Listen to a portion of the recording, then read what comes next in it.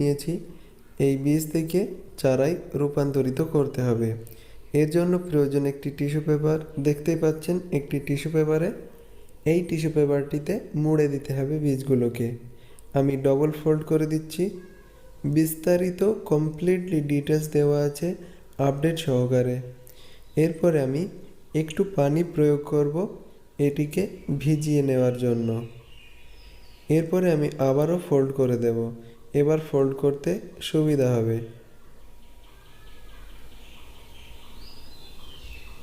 Tissue paper চাইলে একটু মোটা দিতে পারেন, একটু কম হলে সমস্যা নেই। এরপরে দেখতে পাচ্ছেন আমি মুড়ে দিয়েছি খুবই সুন্দরভাবে। এরপর এই বীজটিকে এয়ারটাইট কন্টেইনার, আপনার চাইলে পলিথিনে রাখতে পারেন। তার আগে একটু পানি দিয়ে ভিজিয়ে নিতে হবে যেন ময়েশ্চার থাকে। হালকা হালকা ভেজা ভেজা থাকবে। খুব বেশি শুকনো বা খুব বেশি ভিজে হলে বীজ থেকে চারা তৈরি হতে দেরি হবে, কিংবা বীজ থেকে চারা কখনোই তৈরি হবে না। এটি ময়েশ্চার করে নিয়েছি, অধিকাংশ পানিটা আমি চেপে নিচে ফেলে দিয়েছি। এরপর একটি এয়ারটাইট কন্টেইনারের মধ্যে এটি রেখে দিতে হবে। কতদিন রাখবেন?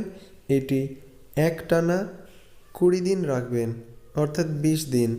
তারপরে 20 দিন পরে আমি ফিরে আসছি পরবর্তী আপডেট নিয়ে। সুপ্রিয় দর্শক, 20 দিন পর ফিরে আসলাম সেই প্যাকেটটি নিয়ে। দেখতে পাচ্ছেন প্যাকেটটি তেমনই আছে, কিন্তু টিস্যু পেপারের কালারটা পরিবর্তন হয়ে গেছে, যেন পচে গেছে তেমন। এরপর আমি খুলে দেখাচ্ছি। এখানে দেখতে পাচ্ছেন অধিকাংশ বীজগুলি স্প্রাউট বার হয়নি, অঙ্কুরোদ্গমন হয়নি, কিন্তু 2-3টে বীজ থেকে অঙ্কুরোদ্গমন হয়েছে। আমার যে নলেজটি গেইন করেছি সেই নলেজ অনুযায়ী বলছি, আপনারা যদি পারেন এই বীজটি উপরের অংশটা তুলে দেবেন, তাহলে খুবই তাড়াতাড়ি চারা বার হবে। এই বীজগুলিকে আমি মাটিতে পুঁতে দেব বা রোপণ করব। কিভাবে রোপণ করব বিস্তারিত দেখাচ্ছি। এই বীজটি ফেটে গেছে, কিন্তু এ থেকে কোনো স্প্রাউট বার হয়নি, কিন্তু এই 3টি বীজ থেকে স্প্রাউট বার হয়েছে, আর এই বীজগুলি রোপণযোগ্য।